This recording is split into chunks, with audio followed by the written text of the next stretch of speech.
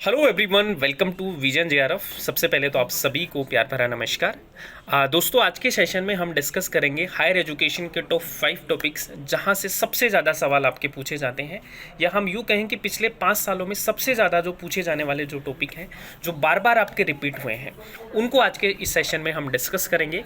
मैंने पिछले 10 सालों के पेपर का एनालिसिस किया और मुझे जो सबसे इंपॉर्टेंट टॉपिक लगे उसकी एक लिस्ट मैंने आपके लिए बनाई है। तो हम डिटेल से डिस्कस करेंगे कि कहाँ कहाँ से आपके सवाल हैं जो बनते हैं, और इसमें स्पेशली पिछले 5 सालों का जो पैटर्न आप देखेंगे तो थोड़ा सा चेंज हुआ है। यानी कि क्वेश्चन है, उनकी लैंग्वेज थोड़ी सी चेंज हुई है, थोड़े से टॉपिक हैं वो थोड़े से इनसाइड से पूछे जाने लगे हैं, यानी रीड बिटवीन द लाइंस है जो आपको पढ़ना है। तो इस सेशन में हम कंप्लीट लिस्ट को डिस्कस करेंगे जहाँ से आपके सवाल बन सकते हैं। ठीक है जी, तो शुरू करते हैं आज का सेशन। अब दोस्तों हम चलते हैं आपकी सबसे फेवरेट और सबसे आसान यूनिट, है ना, हायर एजुकेशन यानी कि उच्च शिक्षा। ठीक है, कि उच्च शिक्षा में आपको क्या क्या पढ़ना है, यानी कि हायर एजुकेशन में आपको क्या क्या पढ़ना है। तो देखो, हायर एजुकेशन है बड़ा शॉर्टेज सा चीज है ना, और ये मैं पीपल डेवलपमेंट, एनवायरमेंट, इन दोनों का तो मैं आपको अपने हाथ से पूरे के पूरे क्वेश्चन आपको लिख के दूंगा, वहीं से आपके सवाल आएंगे, डोंट वरी। ठीक है, पहली चीज, higher education in ancient India. ठीक है, प्राचीन भारत में शिक्षा। पहला टॉपिक क्या है मेरा? प्राचीन भारत में शिक्षा। भारत में शिक्षा, यह आपका एक टॉपिक है। अब इस टॉपिक में आपको किस तरह से सवाल पूछे जाएंगे मैं आपको बताता हूं। देखो, एक क्वेश्चन आपसे पूछा जाएगा यहां से कि जैसे आपका गुरुकुल सिस्टम जो है ना, गुरुकुल जो व्यवस्था है उसको बहुत अच्छे से करके जाना। वैदिक शिक्षा है, वही गुरुकुल सिस्टम आपका हो गया। एक प्राचीन भारत के जो स्कॉलर हैं, प्राचीन भारत के विद्वानों से आजकल काफी ज्यादा सवाल है जो आपसे पूछे जाने, विद्वानों से सवाल। ठीक है, एक आपका जो प्राचीन भारत के जो यूनिवर्सिटीज हैं, प्राचीन यूनिवर्सिटीज हैं, इनको आपको अच्छे से करके जाओगे। अगर ये 3 टॉपिक भी आप कर जाते हैं और इन विद्वानों से रिलेटेड जो किताबें हैं, जो बुक्स हैं, उनको आप कर जाते हैं तो आपके सवाल हो जाएंगे। एक तो प्राचीन विश्वविद्यालयों को अच्छे से करके जाओ, ठीक है, जितने भी मैंने करवाई हैं, प्राचीन भारत के जो विद्वान हैं उनसे रिलेटेड बुक्स, और गुरुकुल व्यवस्था, है ना। गुरुकुल व्यवस्था जैसे उपनयन संस्कार है वो आपको पता होना चाहिए। एक दोस्तों, प्राचीन भारत की जब हम बात करते हैं तो यहां से बौद्ध शिक्षा को भी थोड़ा सा आप देख के जाओ, क्योंकि यहां से भी आपके सवाल आते हैं। ठीक है, ज्यादा तो देखो बौद्ध शिक्षा की बात करूं तो आपके जो विहार यूनिवर्सिटीज हैं, है ना, वहां से आपके सवाल आजकल ज्यादा पूछे जा रहे हैं। ठीक है, बौद्ध शिक्षा के जो केंद्र हैं। ठीक है, तो इनको आपको करके जाना है। नाउ उसके बाद में दोस्तों जो सवाल आपसे पूछे जा रहे हैं, ज्यादातर सवाल आपसे पूछे जा रहे हैं, वह एक देखो आपकी जो गवर्नमेंट स्कीम्स हैं, अच्छे से करके जाना। कई बार आप देख लेना, मैं आपको क्वेश्चन भी बता देता हूं कि कहां कहां से आपके सवाल हैं जो आपसे पूछे जा रहे हैं। जैसे आपका रूसा स्कीम से सवाल पूछा गया है, नहीं पूछा गया। आपकी जो इंप्रेस स्कीम है, यहां से आपका सवाल पूछा गया। ठीक है, आपका जो ज्ञान स्कीम है, यहां से आपका काफी बार सवाल पूछा गया है। तो गवर्नमेंट की जितनी भी स्कीम्स है ये मैं आपको करवा दूंगा, पहले भी करवाई हैं, उनको छोड़ के नहीं जाना है। लिस्ट काफी लंबी है, यहां से सवाल आपके बनते ही बनते हैं। ठीक है, ये हो गया। उसके बाद में दोस्तों आपका वैल्यू एजुकेशन। ठीक है, मूल्य शिक्षा से सवाल आते हैं, लेकिन इसके लिए देखो कोई ऐसा सोर्स नहीं है जहां से आपके सवाल आपको डायरेक्ट मिलेंगे। इसको आपको बेसिक अंडरस्टैंडिंग से ही करना होगा। तो इस टॉपिक का ज्यादा लोड मत लेना, मूलभूत चीजें हैं जो आपको पता होनी चाहिए, बाकी बेसिक अंडरस्टैंडिंग से आपका सवाल हो जाएगा। टेक्निकल एजुकेशन, ठीक है, इसमें जनरली आपके जो सवाल आएंगे वो गवर्नमेंट की जो पहल होती है, गवर्नमेंट के जो इनिशिएटिव्स होते हैं टेक्निकल एजुकेशन के लिए, वहां से आपके सवाल आते हैं। एआईसीटी की जो इनिशिएटिव्स हैं वहां से आपके सवाल पूछे जाते हैं। एक जो इंपॉर्टेंट इंस्टीट्यूशन है वहां से आपका सवाल बनता है, या मैं जिनको बोल सकता हूं रिसर्च सेंटर। ठीक है, जहां से आपके सवाल पूछे जाते हैं। इंपॉर्टेंट इंस्टीट्यूशन से आपका सवाल पूछा ही जाएगा। जैसे मैं आपको कुछ एग्जांपल बताता हूं कि यहां से कैसे सवाल आपसे पूछे जाएंगे। जैसे एक सवाल पूछा गया था आपसे ICSSR, ठीक है, कहां पे है बताओ, मुझे आप कमेंट करके बताना। एक आपका Indian institute of advance studies कहां पे है, आपसे सवाल पूछ लिया क्या। National rural institute, national institute for rural development, ऐसे कुछ सवाल पूछा गया था, ठीक है। National institute for rural development, इस तरह के इंस्टीट्यूशन है जो मैंने करवाए हैं।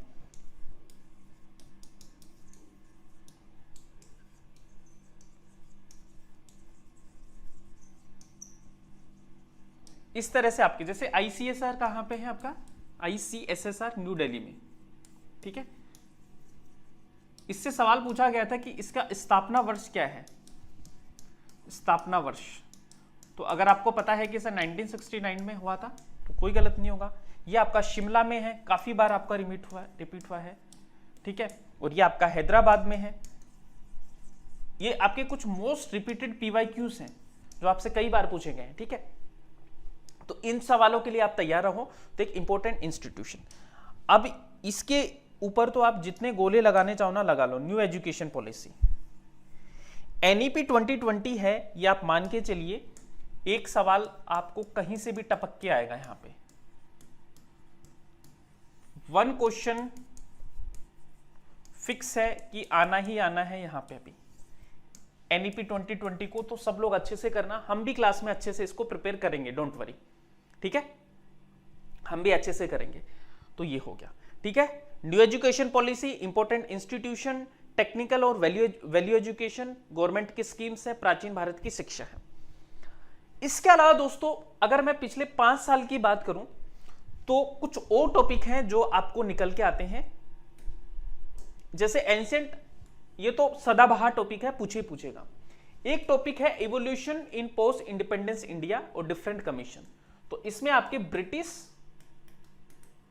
और पोस्ट इंडिपेंडेंस दोनों कमीशन से आपके सवाल हैं जो पूछे जाएंगे। एक सवाल आपका यहां से बनेगा, पक्का लिख के ले लो, ठीक है। एक सवाल आपका यहां से बनेगा ही बनेगा, ठीक है। वैल्यू एजुकेशन अभी पूछा जा रहा है, लेकिन इसमें आपको ज्यादा कुछ इधर उधर हाथ मारने की जरूरत नहीं है। ये बेसिक अंडरस्टैंडिंग से आपका सवाल है जो हो सकता है, ठीक है। तो ज्यादा लोड मत लेना इस टॉपिक का।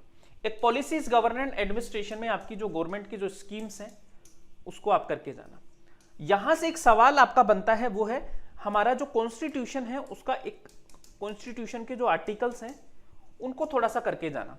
संविधान के जो अनुच्छेद है ना शिक्षा से और एनवायरमेंट से रिलेटेड, उनको आप करके जाओ सब लोग, ठीक है। जैसे जो आपका कॉन्स्टिट्यूशन के जो आर्टिकल्स हैं, ये मैं आपको एक लिस्ट बना के दे दूंगा। कॉन्स्टिट्यूशन के कुछ आर्टिकल्स हैं आपके जो आपके किससे रिलेटेड है, शिक्षा से रिलेटेड प्लस और पर्यावरण से रिलेटेड। इनको आपको करके जाना है, ठीक है। यहां से आपका एक सवाल बन जाएगा आराम से, है ना। जैसे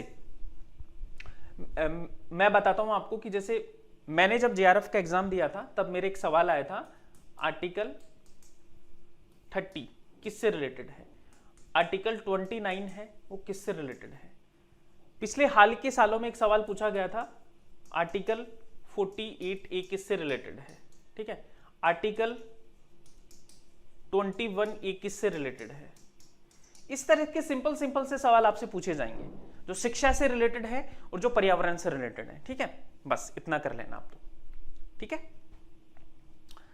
अब देखो एक सवाल इसमें से एक चीज और है जो आपकी पॉलिसीज गवर्नेंस एडमिनिस्ट्रेशन में आती है, वो है आपकी रैंकिंग्स, है ना।